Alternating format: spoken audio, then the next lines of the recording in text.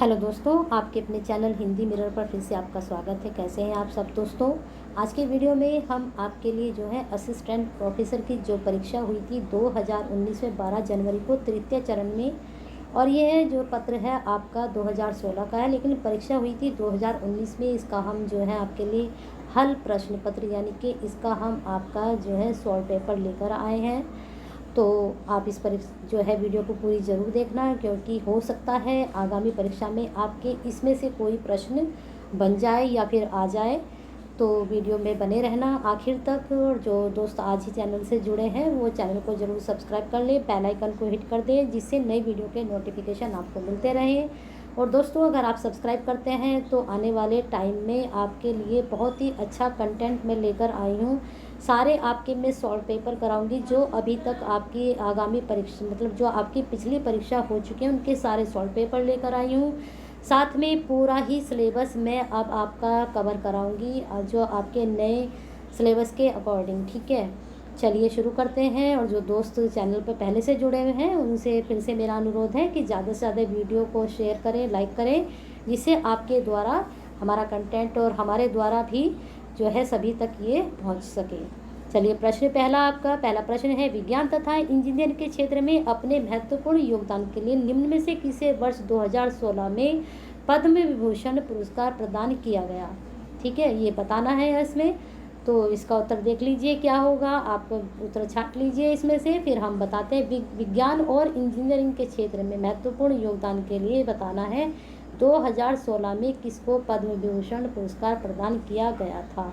तो ये रहा आपका उत्तर। यहाँ आपको डिटेल में हम समझा देते हैं। देखिए, वर्ष 2016 में डॉक्टर वासुदेव कलकुंटे अत्रेय को विज्ञान एवं इंजीनियरिंग के क्षेत्र में पद्म विभूषण पुरस्कार वर्ष 2000 में पद्म भूषण पुरस्कार से सम्मानित किया गया था। देख लीजिए, यहाँ पर 2016 के बारे में ही बताया, यहाँ पर 2000 के बारे में बताया है। और डॉक्टर V.A. अत्रेय विकल्प में डॉक्टर V.A. अत्रेय दिया है, तो वही इसका आंसर है। ठीक है, चलिए अगले प्रश्न पे चलते हैं। अगला प्रश्न है, नवंबर 2015 में पणजी में आयोजित भारत के 46वें अंतर्राष्ट्रीय फिल्म समारोह में किस फिल्म ने गोल्डन पीकॉक पुरस्कार जीता था। बहुत अच्छा प्रश्न है, ज़रूर नोट डाउन करें। तो इसमें आप देख लीजिए इन चारों में से कौन सा उत्तर आएगा कि किसने जो है गोल्डन पीकॉक पुरस्कार जीता था। कब? नवंबर 2015 में। ये पणजी में हुआ था 46वां अंतर्राष्ट्रीय फिल्म समारोह। देख लीजिए अब इसका उत्तर थोड़ा डिटेल में। भारत का 46वां अंतर्राष्ट्रीय फिल्म समारोह जो हुआ था वो 20 से 30 नवंबर 2015 के मध्य गोवा की राजधानी पणजी में संपन्न हुआ था। इस मौसम में सर्वश्रेष्ठ फिल्म का गोल्डन पीकॉक पुरस्कार स्वर्णमयूर, इसको बोलते हैं स्वर्णमयूर। ठीक है, पुरस्कार की राशि 40 लाख रुपए होती है। यह एम्ब्रेस ऑफ द सेपरेट को सर्वश्रेष्ठ निर्देशक का सिल्वर पीकॉक, रजत मयूर पुरस्कार 15 लाख। ब्रिटिश फिल्म निर्देशक पीटर ग्रीन वे अवे को फिल्म आइंस्टाइन इन गुआनाजुआतो के लिए प्रदान किया गया था। इस प्रश्न के लिए हिंदी संस्करण में सी एम्ब्रेस ऑफ द सेपरेट तथा अंग्रेजी संस्करण में जो है एम्ब्रेस ऑफ द सेपरेट दिया गया है। इस आधार पर दोनों गलत हैं। वास्तविक नाम क्या है? वास्तविक नाम है ये। ठीक है, यही कारण है इस प्रश्न को निरस्त कर दिया गया था। चलिए अगला देख लीजिए। इंद्र 2015 क्या है, इसके बारे में बताना है कि इंद्र 2015 क्या है। तो बताइए दोस्तों, इंद्र 2015 क्या है। तो आपके लिए मुझे लगता है सबने जानते ही होंगे कि इंद्र 2015 क्या है। अगर नहीं जानते हैं तो चलिए आपके उत्तर पर चलते हैं।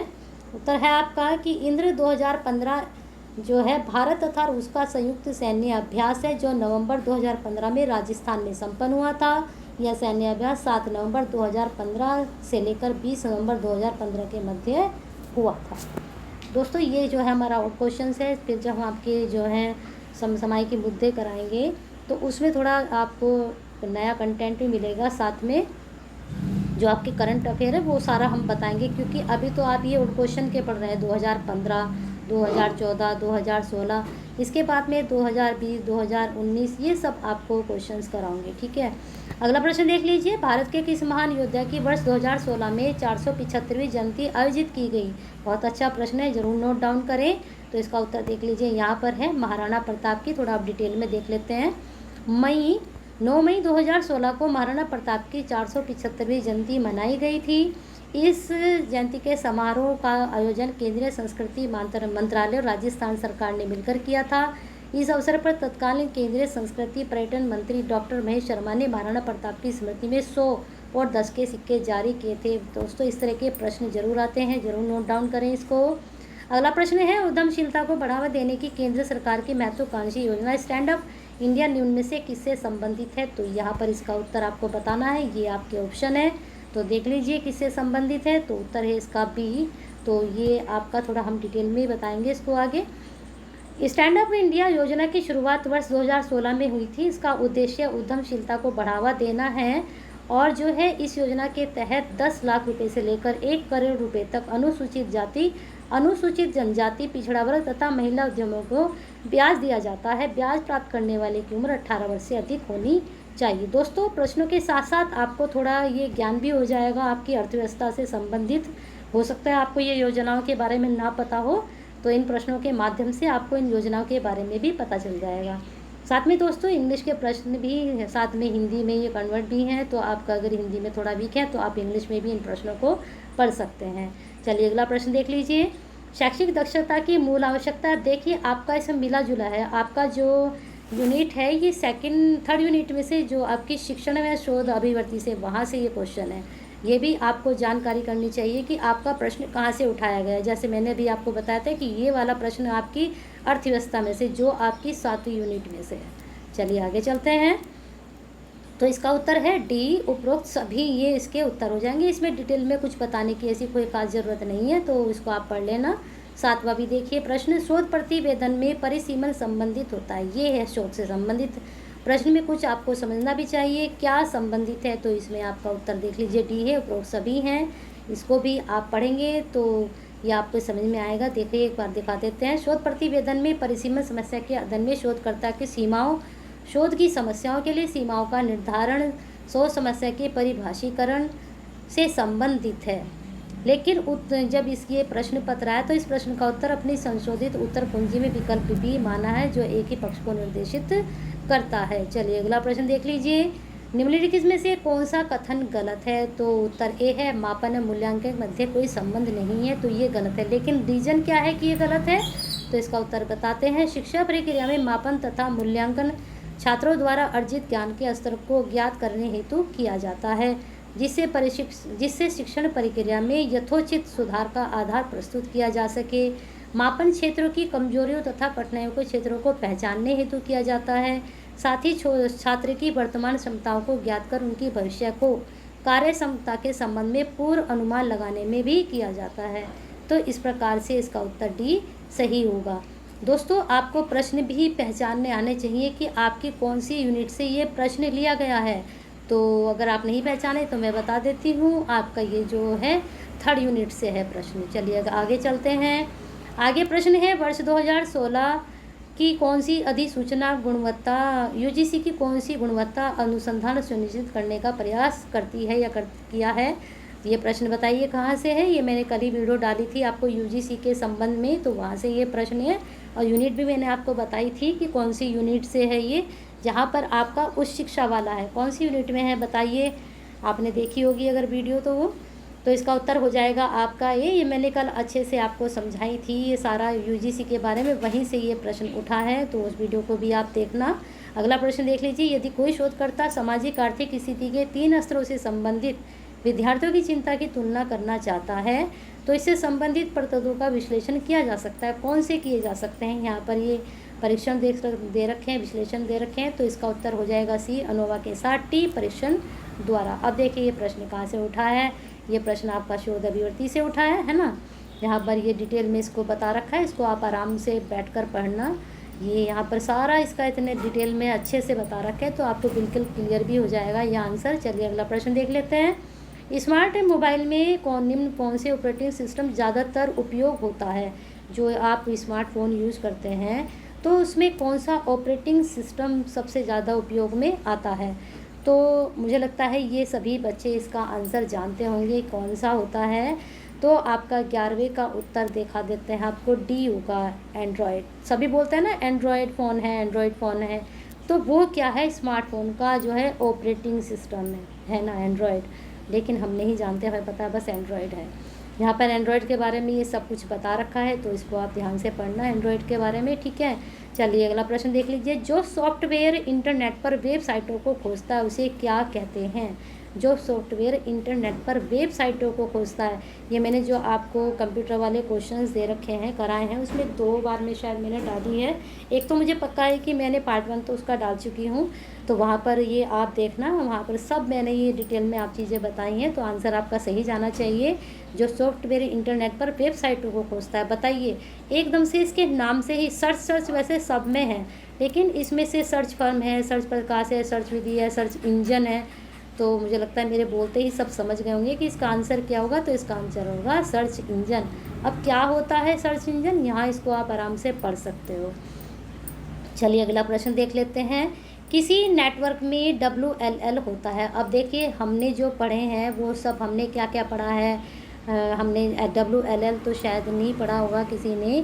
हमने जो है किसी नेटवर्क में WLL क्या होता है इसको बताना पड़ेगा यहाँ पर।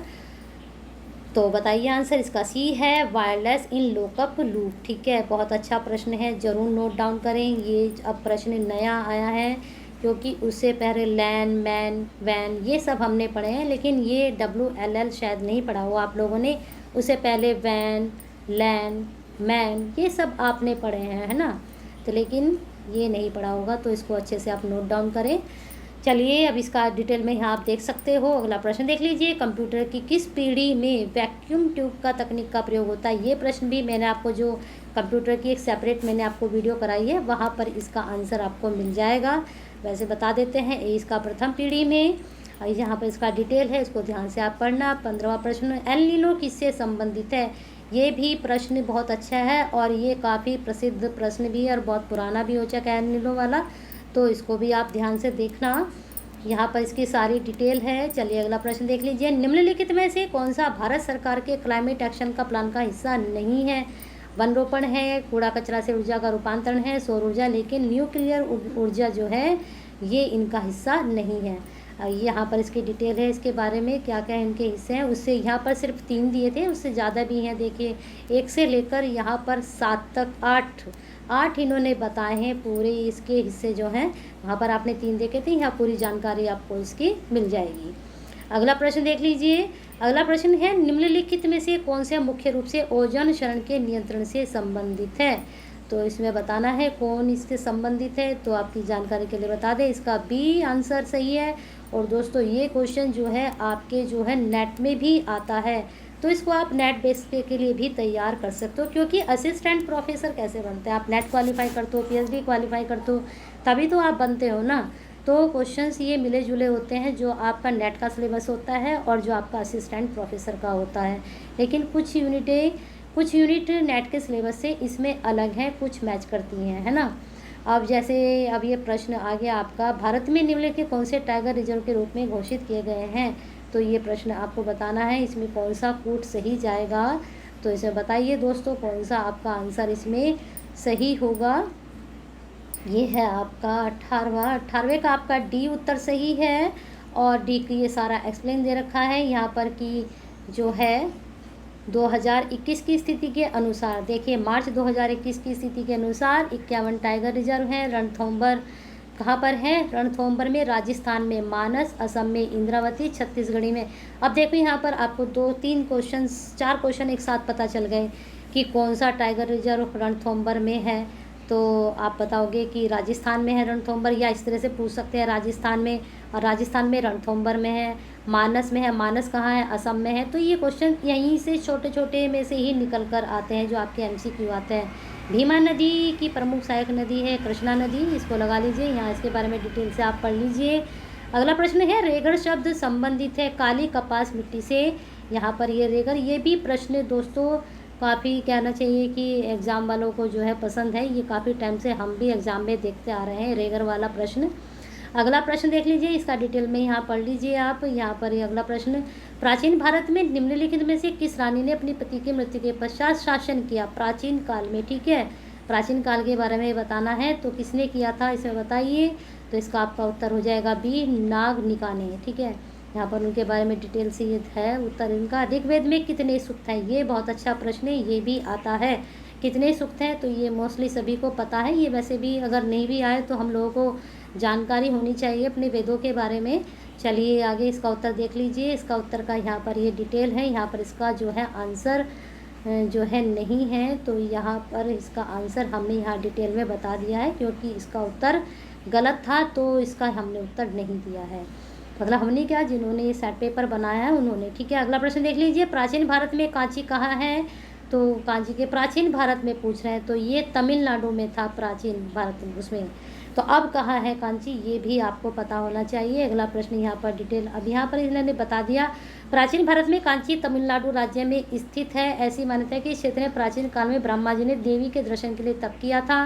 मोक्षदायिनी, सप्तपुरियों, अयोध्या, द्वारिका, हरिद्वार, अवंतिका तथा कांची का नाम उल्लेख है। अच्छा जी, चलिए आगे चलते हैं। किस वर्ष प्रार्थना समाज की स्थापना हुई थी, तो यहाँ इसका उत्तर सही नहीं था, चारों ऑप्शन में गलत थे ये, तो यहाँ पर इसका उत्तर सही आपको पता चल जाएगा। इसकी स्थापना हुई थी 1867 में। यहाँ पर और बाकी डिटेल यहाँ पर बता रखी है प्रार्थना समाज के बारे में, ये आप अच्छे से पढ़ लेना, क्योंकि जिससे आपके उत्तर गलत ना हो, यहाँ डिटेल में इन्होंने सब कुछ बता दिया है। चलिए आगे चलते हैं। भारत में संघ के मंत्री के लिए पद की शपथ का प्रारूप उपस्थित है। भारत में संघ के मंत्री के लिए, तो संघ के मंत्री के लिए पद की शपथ का क्या प्रारूप है, तो ये मैंने वीडियो बनाई हुई है आपकी संविधान के ऊपर। पर्टिकुलर 3 वीडियो है उसमें, 1, 2, 3 करके 3 पार्ट हैं, उसमें आप जाकर देखना। और बहुत अच्छे उसमें मैंने कहना चाहिए सिलेक्टेड आपको एक्सपेक्टेड प्रश्न कराए हुए हैं, तो थोड़ा आप जो आपकी पर्टिकुलर वीडियोस को भी आप देखना MCQ करने के साथ साथ इनके जो कंपटीशन वाले हैं। चलिए आगे चलते हैं। राज्यसभा की लोकसभा के समान शक्तियां हैं, किसमें हैं, तो इसका सी संविधान के संशोधन में राज्यसभा की लोकसभा के समान शक्तियां हैं। ठीक है, चलिए आगे चलते हैं। यहाँ पर ये डिटेल है कि किस तरह से ये शक्तियाँ डिवाइड हैं आपस में दोनों में। भारत के उपराष्ट्रपति का निर्वाचन किस प्रकार होता है, ये भी मैंने आपको पर्टिकुलर एक वीडियो है उसमें मैंने सब कुछ आप लोगों को समझा रखा है, लेकिन उत्तर यहाँ देख लीजिए 20 का उत्तर होगा। यहाँ पर भी आप इसको देख सकते हैं, लेकिन वहाँ बिल्कुल अच्छे से बिल्कुल क्लियर मैंने आपको ये टॉपिक किए हुए हैं। भारत में नीति आयोग कब अस्तित्व में आया, देखिए वहाँ पर जो आपका योजना आयोग, मैंने जो प्रश्न कराए थे वहाँ पर योजना आयोग था। मैंने आपसे कहा था कि मैं जो नई वीडियो लेकर आऊँगी मैं नीति आयोग के बारे में वहाँ आपको बताऊँगी डिटेल में, तो देख लीजिए नीति आयोग का अब आपका प्रश्न आ चुका है। लेकिन आपको जो नीति आयोग से पहले क्या नाम था, कब से शुरू हुआ, कब तक ख़त्म हुआ, ये चीज़ें भी पहले की आपको पता होनी चाहिए, क्योंकि पुराने से भी प्रश्न उठते हैं। आप सिर्फ ये नहीं कि कंटेंट जो है नया ही उठाएं वहीं से प्रश्न आते हैं, कभी कभी आपके पुराने भी प्रश्न बनते हैं। अब योजना आयोग देखिए, पहले योजना आयोग था, फिर नीति आयोग बना, तो यहाँ पर ये सारी डिटेल दी गई है ना। तो योजना आयोग के भी आप याद कीजिए, नीति आयोग के तो आप याद करेंगे ही। अगला प्रश्न देख लीजिए। प्रधानमंत्री उज्ज्वला योजना के अंतर्गत चिन्हित प्रत्येक गरीब परिवार को कितनी वित्तीय सहायता प्रदान की जाती है, देखिए कितना अच्छा प्रश्न है, यहाँ से आपका प्रश्न जरूर बनेगा। तो इसका उत्तर देख लीजिए सी 1600 रुपये। यहाँ इसका कब ये शुरू हुई है, कितना है, ये सब यहाँ पर डिटेल में इसका है। अब अगला लास्ट प्रश्न आपका, ये मैं 30 प्रश्न आपके लेकर आई थी। तो भारत सरकार द्वारा बजट 2016-17 से प्रारंभ किया गया नकुल स्वास्थ्य पात्र किससे संबंधित है, तो ज़रूर नोट डाउन करें दोस्तों। करंट तो ज़रूर नोट डाउन करना, क्योंकि करंट में से क्वेश्चंस ज़रूर आते हैं, चाहे आपके 4 आए चाहे आपके 5 आए, लेकिन करंट से क्वेश्चंस ज़रूर आते हैं। और ख़ासतौर से आप जो है ओल्ड क्वेश्चंस तो ज़रूर ही करना, ठीक है।